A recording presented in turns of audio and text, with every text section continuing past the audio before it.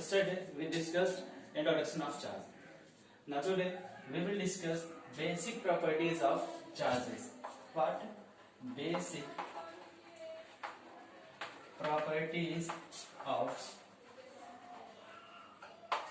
charges. First of all, we know additive property. Suppose if you have a two electric charges, that is Q1 and another charge is that is Q2, then what will be the total electric charge?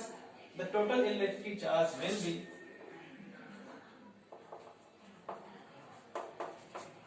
Q1 plus Q2.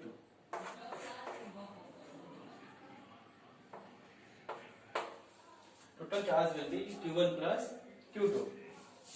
If the value of Q1 is, suppose that 4 coulomb, and the value of Q2 is 6 coulomb, then total electric charge will be 10 coulomb. How? We can simply add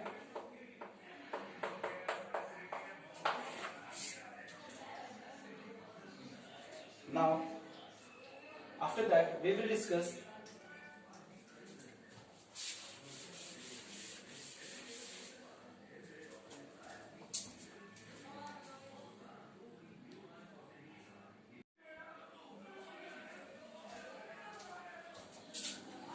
let us suppose if there are n number of electric charges, that is charge Q1, Q2, Q3, Q4 and so on. Is the n number of electric charges. If the magnitude of these charges are different, then the total electric charge will be Q1 plus Q2 plus Q3 plus Q4 plus Qn. If there are four number of electric charges, that is Q1, Q2, Q3 and Q4, and Q1 is minus 2 coulomb, Q2 is minus 5 coulomb, Q3 is 8 coulomb and Q4 is 1 coulomb, then what will be the total electric charge? The total electric charge will be minus 2 plus minus 5 plus 8 and plus 1. Now this will follow the algebraic sum of electric charges. What will be the total charge? Minus 2 minus 5, it will becomes minus 7. 8 plus 1, it will becomes plus 9. Then the total electric charge will be 2 coulomb. This will be the total electric charge, that is 2 coulomb. Now we will discuss the second properties of charge. What is that? Conservation of electric charges. Conservation of electric charges. In the conservation of electric charge, suppose you have a system and there are three charges within the system, that is body A, it has Q1 charge, that is 2 coulomb. Another body, that is named B, it has charge minus 6 coulomb, and another body, that is C, Q3 equal to 8 coulomb. Okay, this is a system. इस system में क्या होगा, ना तो कोई charge बाहर जाएगा, ना ही कोई चार्ज बाहर से अंदर आएगा, ना ही कोई चार्ज बाहर जाएगा. तब क्या होगा, अगर नेक्स्ट स्टेप में हम ये कहें कि इस सिस्टम के अंदर ही हमने कुछ ऐसा करा, हमने कुछ ऐसा किया कि चार्ज को इधर उधर हमने क्या किया, ट्रांसफर किया। जैसे बॉडी ए पे जो चार्ज Q1 था उसको हमने कर दिया कितना, 3 कूलम। बॉडी बी पर जो चार्ज हमने Q2 लिया था वो हमने कर दिया कितना, -8 कूलम। जो बॉडी सी है वहां पे जो चार्ज है Q3, वहां पे आपको बताना है कि कितना चार्ज होगा। ये क्वेश्चन मार्क है, आपको बताना है कि यहाँ पे Q3 पे कितना चार्ज आएगा। वीडियो पॉज करके से आंसर दीजिए, तब तक मैं आगे बता रहा हूँ। क्या देखिए यहाँ पे देखिए इस सिस्टम के अंदर चार्ज का जो ट्रांसफर हुआ किधर से कितना हुआ, उसके बाद इस पे कितना चार्ज हुआ, इस पे आया +2 कूलम, इस पे -6 कूलम, इस पे 8 कूलम। तो इस सिस्टम के अंदर बात करें तो टोटल जो चार्ज है इस सिस्टम के अंदर वो होगा, total charge with in the system कितना है, +2 -6 +8, it will becomes 4 coulomb. Here the total charge Q1 plus Q2 plus Q3, total charge will be equal to 4 coulomb. जो सिस्टम के अंदर चार्ज बचा था कितना था, 4 कूलम। तो यहाँ पर भी सिस्टम के अंदर कितना होना चाहिए, +4 कूलम चार्ज यहाँ पर भी होना चाहिए। हमने यहाँ पे +4 कूलम चार्ज रख लिया। अब देखते हैं Q1 पे क्या हुआ। Q1 पे चार्ज है Q3, Q2 पे है -8, Q3 आस्किंग है Q3 का वैल्यू क्या होगा। तो हम क्या करेंगे, इसमें से इसको माइनस करेंगे तो -5 और ये 4 coulomb equal to -5 coulomb plus Q3. Q3 will be equal to 4 plus 5, that is 9 coulomb. This is the answer. तो अब आपको बात समझ में आ गई होगी कि कंजर्वेशन ऑफ इलेक्ट्रिक चार्ज होता क्या है। चार्ज एक तरह की एनर्जी है। सो इसकी डेफिनेशन क्या होगी, within the conservation of electric charge can not be destroyed nor be created, it can be transfer from one body to another body. Please note on this.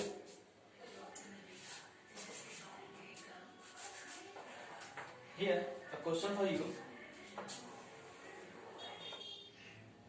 Again we have a system जिसमें क्या है, जैसे body A है जिसमें हमने Q1 charge रखा 5 coulomb, body B Q2 charge इसमें कितना है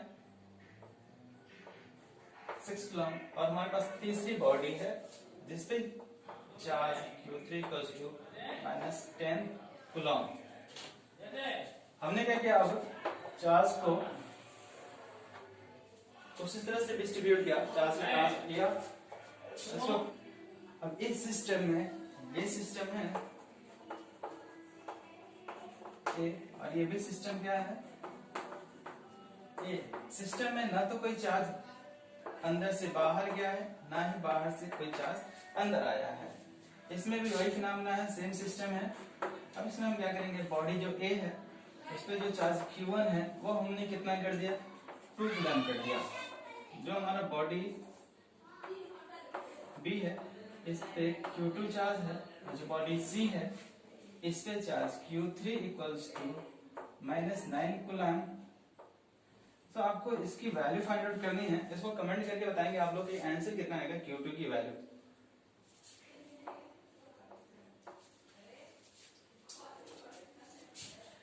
ये रहा कंजर्वेशन ऑफ इलेक्ट्रिक चार्ज। फिर से एक बार देख लीजिए कंजर्वेशन ऑफ इलेक्ट्रिक चार्ज होता क्या है।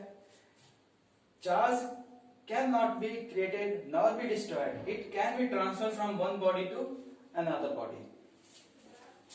This is the second property of electric charge. Now let's move to the third property of the electric charge, that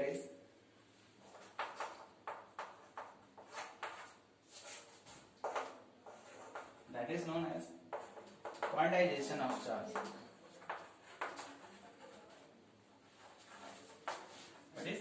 quantization of charge. In quantization of charge, we know if a body A which is electrically neutral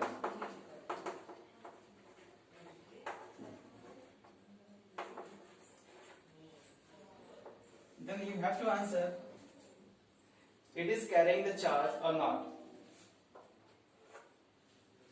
If it is electrically neutral, then it must have to carry the electric charge, it having the charge. But if the total number of electric charge is n, then it will be equal to number of electron equal to number of proton. Total negative charge will be equal to total positive charge.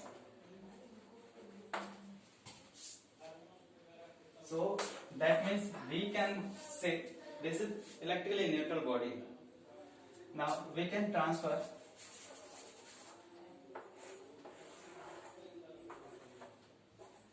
the charge from body A to body B. We can transfer one electron. What will happen? अगर हमने इसमें से क्या किया, एक electron इसमें से body ए में से बॉडी बी में ट्रांसफर किया तो क्या होगा, इस पे ये फर्स्ट ऑफ ऑल क्या है, इलेक्ट्रिकली न्यूट्रल है. इस बात का ध्यान रखें, ये भी बॉडी बी जो है इलेक्ट्रिकली न्यूट्रल है, बॉडी ए भी क्या है, इलेक्ट्रिकली न्यूट्रल है. अब इसमें क्या होगा, हमने इसमें से एक इलेक्ट्रॉन इसमें ट्रांसफर किया तो क्या होगा, इसमें जितने नंबर ऑफ इलेक्ट्रॉन थे प्लस वन इलेक्ट्रॉन ऐड हो गया, नंबर ऑफ प्रोटॉन जितने थे वो वैसे के वैसे ही रह गया. अब यहाँ पे चार्ज कैसा आ जाएगा, इससे ये कैंसिल आउट हो गया तो यहाँ पे क्या बचा, एक इलेक्ट्रॉन एक्सिस हो गया. इसका नेचर कैसा हो जाएगा, नेगेटिव. यहाँ पर क्या होगा, यहाँ पे अगर सपोज दैट n1 इलेक्ट्रॉन थे तो इलेक्ट्रिकली न्यूट्रल है तो क्या होगा, number of proton number of electron के इक्वल होंगे. तो यहां से हमने माइनस क्या कर दिया, वन इलेक्ट्रॉन, तो यहाँ पे क्या हो जाएगा, इसमें से एक इलेक्ट्रॉन कम हो गया. इट मींस क्या हुआ, इसमें से अगर हमने एक प्रोटॉन को अलग रखा तो ये कैंसिल आउट हो जाएगा और ये जा चुका है, उसमें बचेगा क्या, इसमें एक प्रोटॉन बचेगा. तो इस पे जो चार्ज आएगा वो क्या होगा, पॉजिटिव. अगर कोई दिक्कत आ रही है तो आप कमेंट करके बता सकते हैं. इसका नेचर कैसा हो गया प्लस, इसका नेचर कैसा हो गया माइनस. क्या हुआ, यहाँ पे हमने इसमें से एक इलेक्ट्रॉन ले करके इस बॉडी बी को दिया तो उसमें क्या हुआ, इलेक्ट्रॉन जाने की वजह से एक इलेक्ट्रॉन एक्सेस हो गया. यहाँ पे क्या हो गया, नेगेटिव चार्ज. यहाँ पे क्या हो गया, जितने नंबर ऑफ इलेक्ट्रॉन्स थे उतने नंबर ऑफ प्रोटॉन्स भी थे, इसलिए कह रहे थे ये क्या है, इलेक्ट्रिकली न्यूट्रल है. तो यहाँ से इलेक्ट्रॉन चले जाने की वजह से क्या हो गया, number of electron number of proton से क्या हो गया, एक कम हो गया. तो यहाँ पे क्या हो गया, एक प्रोटॉन एक्टिव हो गया. अब यहाँ पे क्या बचेगा, एक पॉजिटिव चार्ज एक्स्ट्रा बचेगा. अब हमने क्या किया, 5 इलेक्ट्रॉन यहाँ पे हमने ट्रांसफर किया तो इस पे क्या हो जाएगा, फिर से प्लस 5 प्रोटॉन हो जाएंगे. यहाँ पे क्या हो जाएगा, 5 इलेक्ट्रॉन्स हो जाएंगे. ध्यान से देखिएगा, अगर हमने इसमें क्या किया, 10 इलेक्ट्रॉन ट्रांसफर किया तो इस पे कितना हो जाएगा, -10 इलेक्ट्रॉन फिर से एक्सेस हो जाएंगे. इस पे क्या हो जाएगा, +10 पॉजिटिव चार्ज हो जाएंगे. अब हम जो चार्ज ट्रांसफर कर रहे हैं तो एक काम ऐसा भी है कि हमने 1 इलेक्ट्रॉन ट्रांसफर किया, 5 किया, 10 किया, है ना. इसमें क्या हम 1/2 इलेक्ट्रॉन भी ट्रांसफर कर सकते हैं. क्या 1/2 इलेक्ट्रॉन ट्रांसफर हो सकता है, नहीं होगा. क्यों नहीं होगा, क्योंकि हमने पढ़ा है कि जितने भी एटम्स होते हैं वो किसके बने होते हैं, इलेक्ट्रॉन प्रोटॉन और न्यूट्रॉन के. इलेक्ट्रॉन प्रोटॉन और न्यूट्रॉन से मिलकर के बने होते हैं और ये सबसे क्या होते हैं, स्मॉलेस्ट पार्टिकल्स होते हैं. These are the smallest particles. So we can't break out these particles into another form particles. इसका जो सबसे छोटा पार्टिकल होगा क्या होगा, वो 1 इलेक्ट्रॉन होगा, 1 प्रोटॉन होगा या 1 न्यूट्रॉन ही होगा. तो इससे छोटा हम नहीं कर सकते इसको. तो जब भी हम चार्ज ट्रांसफर करेंगे तो इससे छोटा जब पार्टिकल हमारे पास है ही नहीं तो इसको हम ब्रेक कर ही नहीं सकते. तो मिनिमम हम जब ट्रांसफर करेंगे तो कितना करेंगे, 1 इलेक्ट्रॉन करेंगे, या कितना करेंगे, 2 electron, 3 electron, 4 electron, 5 electron, 6 electron, 10 electron, 100, 1 lakh, जितना भी इलेक्ट्रॉन हम ट्रांसफर करना चाहे करेंगे, लेकिन वो क्या होना चाहिए, इंटीजर मल्टीपल होना चाहिए। क्या होना चाहिए, इंटीजर मल्टीपल होना चाहिए। इसको देख सकते हैं plus minus n into e. Charge का ट्रांसफर जो होगा वो क्या होगा, plus minus n into e, where n is the all positive and negative integers, that is plus minus 1 2 3 4 5 till n. Clear?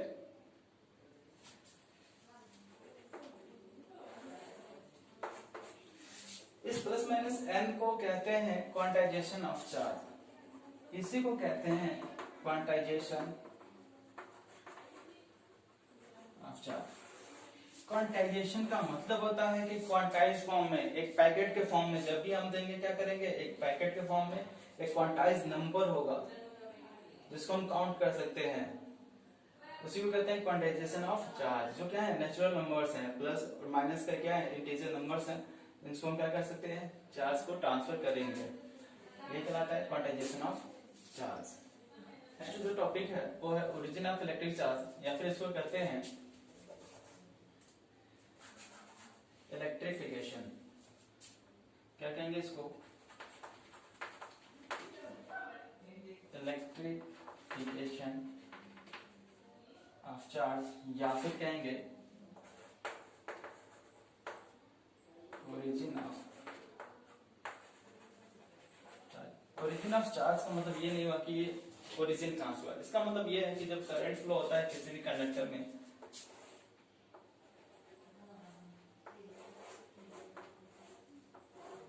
किसी भी कंडक्टर में अगर करंट फ्लो होता है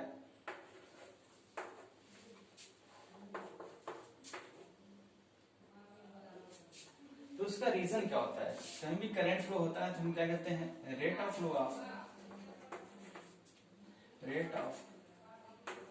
ऑफ इलेक्ट्रिक चार्ज की बात करते हैं। जब भी हम क्या करते हैं, करंट की बात करते हैं तो क्या कहते हैं, rate of flow of electric charge.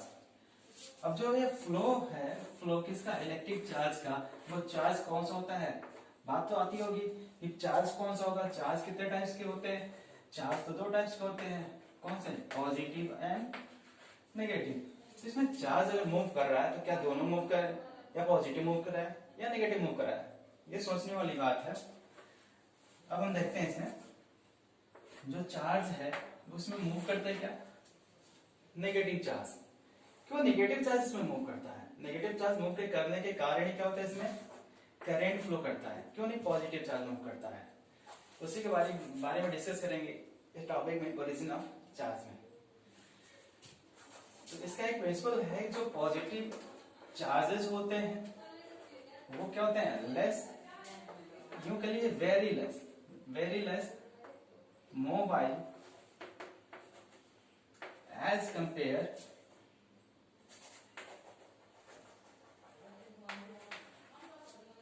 To negative charges. जितने भी पॉजिटिव चार्जेस होते हैं वो क्या होते हैं, लेस मोबाइल, बहुत ही कम इसकी क्या होती है, मूविंग प्रॉपर्टी होती है। क्यों, क्योंकि जो प्रोटॉन होते हैं किसी भी एटम के न्यूक्लियस के अंदर होते हैं, और जो इलेक्ट्रॉन्स होते हैं इसके आउटर सेल में होते हैं। इलेक्ट्रॉन्स इसके बॉन्डिंग फोर्स से जुड़े होते हैं, फोर्स ऑफ अट्रैक्शन से। ये क्या होता है, ये न्यूक्लियस कहलाता है। ये क्या होता है, हमेशा फिक्स्ड होता है। ये क्या होता है, स्पिन मोशन करते रहते हैं। तो इसको हम क्या कर सकते हैं, इसको जितना फोर्स चाहे उतने फोर्स से हम इसको बाहर निकाल सकते हैं, लेकिन इसके लिए हमें क्या करना पड़ेगा, इसके कंपैरिजन में ज्यादा फोर्स लगाना पड़ेगा इस प्रोटॉन को बाहर लाने के लिए। तो सबसे अधिक मोबाइल कौन सा होगा, जो सबसे अधिक मूव कर सकता है, वो कौन सा मूव कर सकता है, वो सबसे इजीली इलेक्ट्रॉन मूव कर सकता है। इसलिए क्या है, ये पॉजिटिव चार्ज जो होता है वो लेस मोबाइल होता है as compare to the negative charge. इसलिए इलेक्ट्रिक करंट जब फ्लो होता है तो वहां पे रिस्पॉन्स कौन करता है, नेगेटिव चार्ज करता है, पॉजिटिव चार्ज नहीं करेगा। अब देखते हैं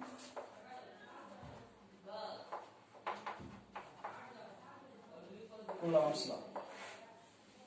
कूलॉम्स लॉ क्या है, कूलॉम्स हमें यह बताते हैं कि कोई भी दो चार्ज है, कोई भी क्या है, दो चार्ज है, और वो क्या है, रेस्ट की कंडीशन में, स्टैटिक कंडीशन में है, और किसी डिस्टेंस दो चार्ज Q1 और Q2, और ये क्या है, रेस्ट की कंडीशन में है,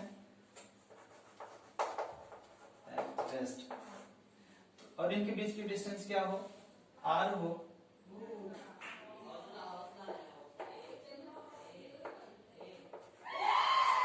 तो हम क्या करेंगे, उन्होंने कहा कूलॉम्स लॉ के अकॉर्डिंग, कूलॉम्स लॉ ने ये एक्सपेरिमेंट किया कि क्या करते हैं, जब दो चार्ज, दोनों चार्ज क्या हो, या तो पॉजिटिव पॉजिटिव हो, या तो नेगेटिव नेगेटिव हो, या तो पॉजिटिव नेगेटिव या नेगेटिव पॉजिटिव, तो इनके बीच में क्या करता है, एक फोर्स काम करता है। वो फोर्स क्या होता है, फोर्स को कहते हैं फोर्स ऑफ इंटरैक्शन। और ये इंटरैक्शन क्या होता है, दो टाइप्स का होता है। कौन सा होगा, अट्रैक्टिव, या फिर क्या होगा, रिपल्सिव। ये दो तरह के फोर्सेस काम करेंगे इसके बीच में। जब लाइक चार्जेस रहेंगे, इसके बारे में डिस्कस कर चुके हैं हम लोग, जब लाइक चार्जेस रहेंगे तो इन दोनों के बीच में क्या होगा, रिपल्सन काम करेगा। जब क्या होंगे, अनलाइक चार्जेस होंगे तो इनके बीच में क्या करेगा, फोर्स ऑफ अट्रैक्शन काम करेगा। किसके किसके बीच, दो चार्जेस के बीच में। कंडीशन भी है इसमें, कंडीशन क्या है, along the line joining of two charges। Condition ये है कि दो चार्जेस होने चाहिए, दोनों चार्जेस क्या होने चाहिए, एट रेस्ट होने चाहिए, है ना, और क्या होना चाहिए, along the line joining होना चाहिए।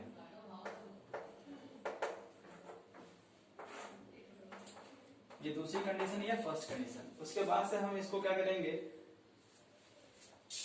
देखेंगे कि इन्होंने क्या कहा था। इन्होंने कहा था कि जब इनके बीच में क्या करते हैं, लाइक चार्जेस हो या फिर क्या हो, अनलाइक चार्जेस, तो इनके बीच में क्या होता है, एक फोर्स काम करता है जिसको कहते हैं फोर्स ऑफ इंटरेक्शन। वो फोर्स ऑफ इंटरेक्शन कितना होता है, उसका अमाउंट क्या होता है, उसका मैग्नीट्यूड क्या होता है इस फोर्स का।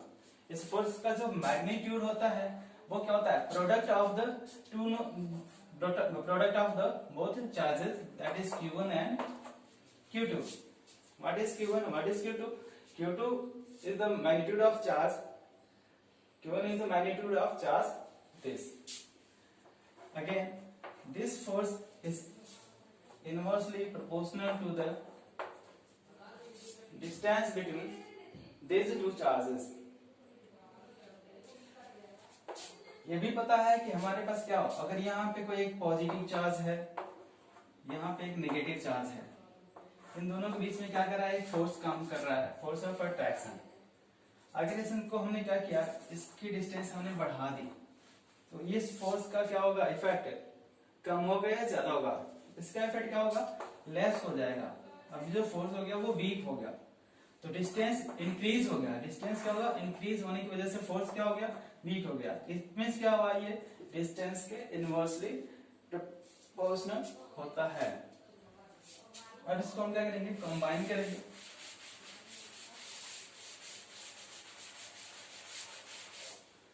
देखते हैं आप, this force will be equals to K into Q1 Q2 by R square. What is K? K is known as proportionality constant, where K is proportionality constant, where the value of K is 1 by 4 pi epsilon naught, and the value of epsilon naught is 8.85 into 10 to power minus 12। अब इसके unit के बारे में discuss करेंगे और इसके भी unit के बारे में डिस्कशन करेंगे, ठीक है। अब यहाँ पे देखते हैं, जब फोर्स है तो फोर्स का यूनिट क्या होगा, न्यूटन। अब according to the Coulomb's law क्या होगा, if the two charges at rest condition, then the force acting between them is equal to the product of the two charges or magnitude of the product of two charges and the force is inversely proportional to the distance which is separated between them,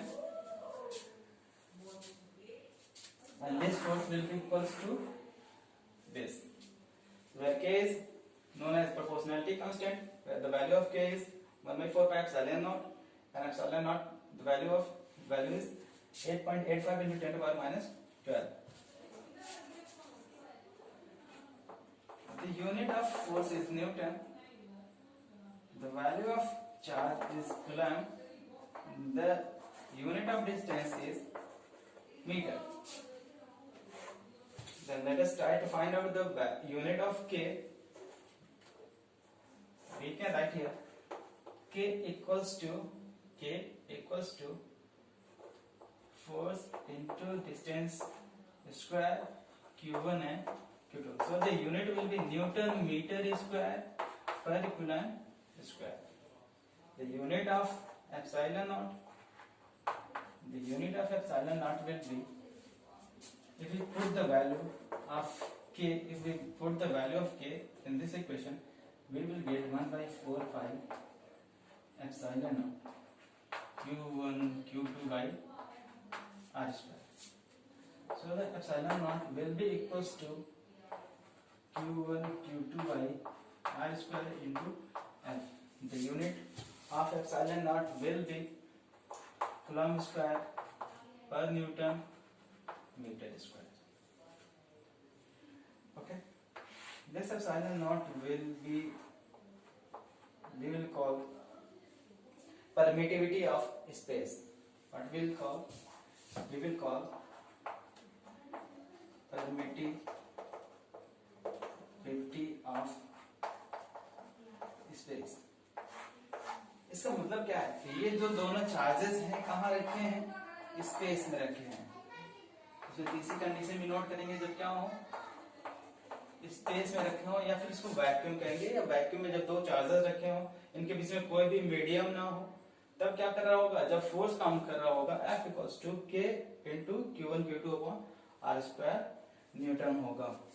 K की वैल्यू क्या हो जाएगी 1 by 4 pi epsilon not. इसको क्या कहते हैं 9 into 10 to power 9 इसकी वैल्यू होती है, इस K की वैल्यू. जब हम क्या करेंगे इस एप्सिलॉन नॉट की वैल्यू यहाँ पे पुट करेंगे तो हमारी वैल्यू इतनी आएगी.